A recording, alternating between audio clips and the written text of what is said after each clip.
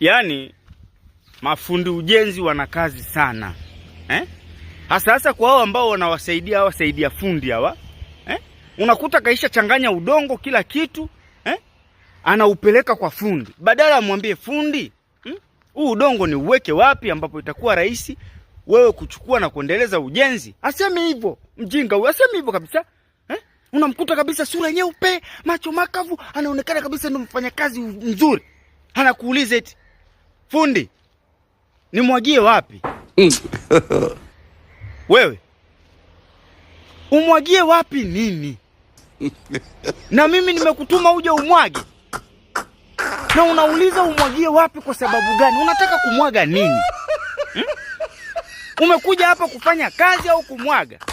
Na huko kumwaga umwagie nani? Alafu unaniuliza eti mimi umwagie wapi? Na unataka kunimwagia mimi? Unaulizia location yangu mimi ya kumwaga? Wewe umwagie wapi hiyo? Umwagie wapi hiyo? Which? Wewe unataka kunimwagia nini? Au wewe ndio unamwagiwa?